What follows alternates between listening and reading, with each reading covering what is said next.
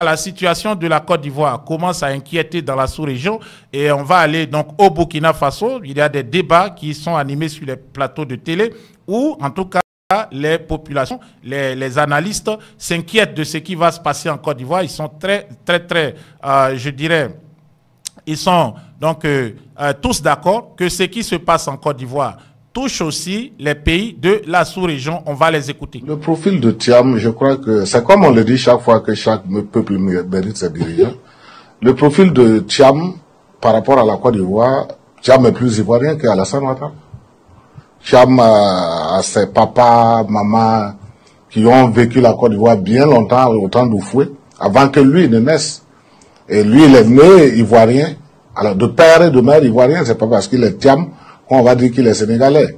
Par rapport à celui qui a fait ses études au Burkina, payé par des bourses burkinabais et qui a atterri dans une rébellion ivoirienne et qui finit à la présidence. Qui est plus ivoirien? Mais comme les Ivoiriens, c'est eux-mêmes qui décident de qui est ivoirien et qui ne l'est pas, et ils s'en foutent de la légalité ou de ce qui est normal, alors ça ne peut qu'arriver. Sinon aujourd'hui on ne devait pas avoir de débat sur la nationalité de Thiam. On l'accuse d'être français aussi. Il a renoncé à la nationalité française. Si on l'accuse d'être français, accuser Alassane Ouattara d'être américain, ou d'être juif, ou d'être burkinabé. Donc je me dis que aujourd'hui, quand les barrières sont faites de sorte, sur mesure, taillées sur mesure pour empêcher des gens, la finition, vous le savez, c'est des problèmes. En principe, on ne devait pas aujourd'hui avoir un débat sur la nationalité de Thiam à partir du moment où la Côte d'Ivoire même est gouvernée par des étrangers. Vous prenez Alassane Ouattara qui est burkinabé, alors si on doit aller sur Bictogo qui est burkinabé, vous prenez, oui, qui est président de l'Assemblée, les deux plus grands pouvoirs de la Côte d'Ivoire détenus par des gens qui sont d'autres nationalités. Si aujourd'hui ils ont la nationalité ivoirienne, on est d'accord, mais ils sont d'autres pays avant d'être ivoiriens. Thiam, c'est le cas. Et Thiam, lui, sa chance même que ça a débuté depuis ses grands-parents. Donc je crois que si aujourd'hui Alassane Ouattara veut vraiment le bien de la Côte d'Ivoire, ce n'est pas à lui d'empêcher quelqu'un, un individu, pour cause de nationalité. Parce que si on devait empêcher pour cause de nationalité, c'est lui qui ne devait pas être président. Il a subi, il a été victime de cela à un certain moment. Et Laurent Gbagbo est venu le défaire de cette situation pour qu'il arrive à être président après tout ce massacre. Et on a vu ce qu'il a fait à Laurent Gbagbo pour lui rendre sa monnaie en pain de singe. Et aujourd'hui, c'est toi qui as été victime de cette ségrégation-là qui veut empêcher d'autres personnes qui sont plus ivoiriens que toi à accéder au pouvoir. Donc je me dis que non, c'est très malhonnête. C'est mieux, soit les Ivoiriens acceptent que tout le monde est ivoirien à partir du moment où tu as la nationalité ivoirienne, ou que tout le monde reparte dans son pays. Oui, s'il faut dire que tel est ivoirien et tel ne l'est pas, alors que nous savons qui est qui, alors dites à chacun, retournez dans vos pays, faire vos campagnes. Tu es Ouattara du Burkina, viens faire la campagne avec le président IB pour chercher ton pouvoir. Tu es Thiam, tu vas au Sénégal, tu vas battre campagne, et on verra qui va rester en Côte d'Ivoire pour faire la campagne. Mais si vous acceptez que le Burkinabé peut être candidat en Côte d'Ivoire, acceptez que le Sénégalais peut être aussi candidat. Et à partir du moment où vos textes les permettent parce qu'ils sont devenus ivoiriens, ne cherchez pas par des pouces sur une crâne rasée. Alors ça va être difficile. Oui. Le profil de Thiam. Vous avez compris donc cet analyste sur une chaîne donc de télévision au Burkina Faso. On va écouter quelques messages encore pour que ceux de nos frères qui donc racontent beaucoup de choses que l'AES est contre Thiam, etc. ne veut pas, pour qu'ils comprennent réellement. Vous devez comprendre une chose, le monde entier, tous ceux qui sont autour de la Côte d'Ivoire ont compris que actuellement le seul unique problème c'est Alassane Dramane Ouattara. Même au Burkina Faso, ils savent que Tidiane Thiam a un bon profil. C'est quelqu'un qui a un amour pour ce pays. Le petit-fils d'Houphouët-Boigny ne peut pas venir se comporter comme Alassane Dramane Ouattara. Et il a si bien dit. Aujourd'hui en Côte d'Ivoire, tous ceux qui sont à la tête sont d'origine étrangère. On a Alassane Dramane Ouattara lui-même, voltaïque ou burkinabé. On a aussi le président du Sénat, de l'Assemblée nationale, Adama Bictogo, qui est aussi voltaïque au Burkinabé. On a la présidente du Sénat de Côte d'Ivoire, qui est d'origine guinéenne, qui est venue en Côte d'Ivoire comme joueuse de handball. On a aussi le ministre d'État, ministre de la Défense, qui est lui aussi d'origine burkinabé. On a aussi, bon, je ne sais pas, mais même des chefs militaires, des généraux, etc., des ministres même. Voilà, on a par exemple Achille Patrick, Premier ministre français. On a aussi le plus riche, ou pardon, la plus grande entreprise du pays qui est détenue par des Français. Il y a beaucoup d'autres entreprises contrôlées par des Français. Donc aujourd'hui, la Côte d'Ivoire est devenue un peu comme un no man's land. C'est peut-être les États-Unis en miniature sur le continent africain. Sauf que aux États-Unis, quand vous avez le passeport, vous êtes né là, on ne vient pas pour chercher vos origines. Vous êtes américain, point à la ligne. Mais en Côte d'Ivoire, Alassane Dramane Ouattara, qui lui-même dit avoir souffert, de l'exclusion, même s'il n'y avait pas d'exclusion parce qu'il était dans le faux, Alassane Dramane Ouattara aujourd'hui veut empêcher à Tidiane Thiam d'être candidat en Côte d'Ivoire sur le prétexte de sa nationalité. On ne parle pas d'autre chose parce qu'on ne juge pas Thiam sur le travail qu'il a fait en Côte d'Ivoire quand il était par exemple directeur du BNED ou même, je peux dire disons, sa probité à l'international qui n'est pas mise en cause. Tout ce qu'on trouve à dire, un côté dit non, c'est un Français, il n'est plus ivoirien, il a renoncé à la nationalité ivoirienne. Un autre dit non, et lui là, c'est un Sénégalais de père, de mère et de terre, il n'a qu'à aller au Sénégal. Pourtant, l'enfant a grandi à Yamoussoukro et sa grand-mère est enterrée aujourd'hui à Yamoussoukro. Donc, comme dit notre frère qui parle sur un plateau de télé au Burkina Faso, ce n'est pas une web TV, et c'est l'opinion qui est majoritairement répandue dans ce pays. J'ai séjourné là-bas moi-même 2 semaines. C'était au mois de janvier 2024 et durant tout mon séjour, les personnes avec qui j'ai eu le temps de parler, écoutez, ils sont tous unanimes qu'il faut un changement en Côte d'Ivoire. Il faut que ce soit quelqu'un qui a l'amour de la Côte d'Ivoire parce que les Ivoiriens fatiguent le Burkina Faso. Et beaucoup disent, ah, le petit-fils là, l'enfant là, on dit c'est l'enfant même de Oufoué-Boigny. Ah, il est très calme, moi c'est lui je veux. Voilà, je parlais aujourd'hui de la propriété de la Côte d'Ivoire. 90% du parc immobilier, c'est-à-dire 90% des immeubles qui sont à Abidjan appartiennent aux Libanais. Les Libanais contrôlent 40% de l'économie. Voilà, après c'est les Français, les Marocains, ça fait 3, les Turcs, etc. Donc aujourd'hui là, venir attaquer quelqu'un sur des mensonges, je crois que c'est être malhonnête. Donc on a beaucoup, tous ceux qui sont les hauts cadres de ce pays-là, qui dirigent, bon, le Premier ministre peut-être, avec quelques ministres, la majorité, en tout cas un très grand nombre, sont des étrangers de mer, de paix et de terre, comme on dit désormais en Côte d'Ivoire. Donc c'est un faux débat. Et je rappelle que l'avocat du président Thiam a aujourd'hui produit un communiqué. Demain, il y a une manifestation à Paris. Donc la mobilisation a sonné, l'heure de la mobilisation a sonné pour rappeler à Alassane Dramane Ouattara qu'il a terminé son 3e mandat qui est illégal et anticonstitutionnel et il doit se retirer purement et simplement de la présidence de la Côte d'Ivoire et permettre qu'une élection transparente soit organisée pour que le meilleur gagne et travaille pour le bonheur du peuple de Côte d'Ivoire. Continuons d'écouter les analystes et experts burkinabés qui se prononcent sur la situation en Côte d'Ivoire. Son comportement illustre la déclaration qu'Ambalo avait faite, comme quoi il est le fils de Alassane Ouattara. Donc, s'il dit qu'il est le fils de Alassane Ouattara, le débat est clos. Le débat est clos. Pour revenir à Alassane Ouattara, il va falloir qu'il réfléchisse vraiment avant de jeter la Côte d'Ivoire en pâture.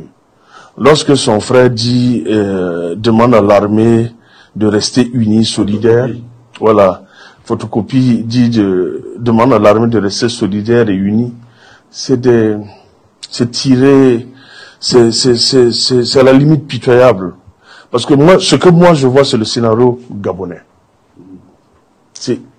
Parce que avoir comme amis Sarkozy et Macron, Sarkozy qui peut certainement porte les billets de banque du Qatar et l'Arabie Saoudite pour venir vers la Côte d'Ivoire pour financer certaines choses, c'est pas suffisant parce que les Ivoiriens ne sont pas. C'est un peuple qui aime la fête, mais c'est un peuple très réfléchi. On ne peut pas laisser brûler la Côte d'Ivoire de Houphouët-Boigny comme ça. Parce que depuis Houphouët-Boigny... Il n'y a pas 203. Cette fois-ci, et encore, tous les comme-zones que Alassane a pu mettre de son côté sont vieux, sont vieillissants. C'est devenu des colonels-majors, des généraux, mais et c'est plus des comme-zones, ce n'est plus les Akhara et autres, là, ne peuvent plus prendre le maquis pour le défendre. Et eux aussi sont devenus des milliardaires. Et le goût du vin avec les fromages et autres, ça ramollit les ardeurs. Donc, Alassane, à qui, c'est vrai, bon, il semble que les Israéliens le gardent. Mais les Israéliens, ça a une limite, c'est en Côte d'Ivoire.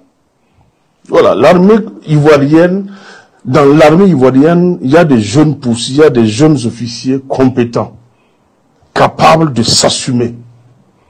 Et moi, j'y crois fermement, tant qu'ils ne renoncent pas à forcer la main pour passer comme candidat. Ne serait-ce que pour être candidat, c'est pas pour être vainqueur seulement. Pour être candidat, là, les choses vont se changer. Vous avez compris, hein, bon, on ne va pas dire c'est Isaac Kofi. Si Alassane Dramane Ouattara décide donc d'être candidat, un scénario à la gabonaise, c'est-à-dire même pas dit qu'il a gagné l'élection, même dit qu'il est candidat, donc un scénario gabonais pourrait se produire. Donc actuellement, le risque pays en Côte d'Ivoire est très très élevé, le risque pays de la Côte d'Ivoire, pardon, est très très élevé. Un coup d'État militaire n'est pas exclu ou des troubles. Voilà, si par exemple Laurent Gbagbo, Tidiane Thiam et beaucoup d'autres acteurs politiques ne sont pas sur la liste électorale. Attention donc, elle est très très très très, je peux dire tendue en Côte d'Ivoire, on le sait tous, même si pour le moment tout semble aller, bon voilà, du mieux. Mais les choses peuvent changer d'un jour à l'autre. Continuons d'écouter nos frères du nord, du Burkina Faso, qui suivent de près la situation, qui suivent de près ce qui se passe en Côte d'Ivoire, car tout ce qui, quand il pleut à Abidjan, Ouaga est mouillé, Bamako est mouillé, et même Niamey est mouillé. Et vous savez, voilà, tout ce qui se passe à Abidjan a un impact sur ces pays-là qui nous entourent, la Guinée, le Libéria, le Burkina Faso, le Mali, le Niger et même jusqu'au Sénégal. C'est toute l'Afrique de l'Ouest francophone qui pâtira des effets néfastes d'un conflit armé en Côte d'Ivoire par la simple volonté d'Alassane Dramane Ouattara de s'accrocher au pouvoir une fois de plus en octobre 2025. C'est une question d'âge même. Ici, là, c'est une question de bon sens.